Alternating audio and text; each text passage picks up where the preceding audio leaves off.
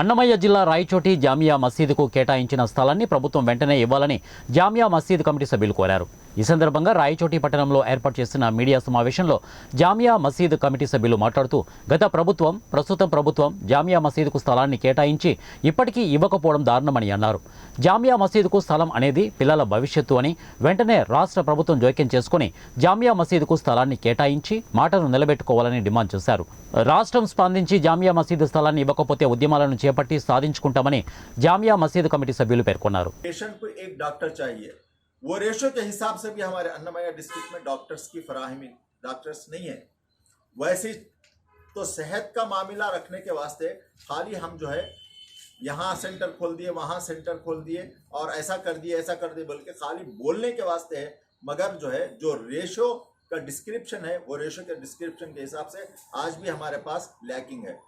अब कई एक बच्चे हमारे पास से रायचोटी के कंस्टिट्यूंसी के बच्चे जो है दूसरी जगह जाके कोचिंग करते हैं, कोचिंग लेते हैं, जिसमें खासकर जेई की कोचिंग है, एमसेट की कोचिंग है और फिर जो है नीट की कोचिंग है। ये कोचिंग के वास्ते तकरीबन जहाँ तक मेरे मालूमात हैं, हो सकता है उससे ज़्यादा भी होंगे, 500 से ज़्यादा बच्चे जो है हमारे रायचोटी को छोड़ के जाके दूसरी जगह गुंटूर, विजयवाड़ा, बेंगलुरु, हैदराबाद ऐसे मकामात पे जाके कोचिंग लेते हैं।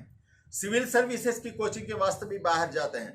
तो ये बच्चों का जो पैसा है जो बाहर जाके खर्च करते हैं, लगभग 3 लाख से 5 लाख के दरमियान में एक बच्चे के ऊपर खर्च आता है। वो अगर आप जो है इंटू कर लिए तो है 600 बच्चों का पैसा कितने करोड़ों में कन्वर्ट हो सकता है। तो वो पैसा जो है अगर उसी की फैसिलिटी हाँ अगर हम प्रोवाइड कराए तो वो प्रोवाइड कराए तो हमारे पास हमारे बच्चे यहाँ रह सकते हैं। होम सिकनेस भी बच्चों को नहीं हो सकता है। ఇంకో విషయం ఏమంటే ఇది విధంగా ఒక్కొక్క పార్టీ వాళ్ళు ఒక్కొక్కసారి ఇంతకుముందు ప్రభుత్వము ఈ ప్రభుత్వం ఒకటి చెప్పా, ఈ ప్రభుత్వం ఇంకోటి చెప్పి ఇది జరగలే ఒకసారి వాళ్ళు తంతే అక్కడికి పోయి పడుతున్నాం, ఆ వాళ్ళు తంతే ఇంకో చోట పోయి పడుతున్నాము. ఈ విధంగా ఎన్ని రోజులు ఎన్ని సంవత్సరాలు ఈ విధంగా మేము ఇది చేయాలని చెప్పి ఆలోచిస్తూ మనము మన పిల్లల భవిష్యత్తు, మన ముస్లింల సమస్యలు ఎన్నో రకరకాలైన ఉన్నాయి. ఇంతవరకు కూడా మన పెద్దాయన గారు ఎన్ని చెప్పారు, వాటన్నిటికీ పరిష్కరించేదానికి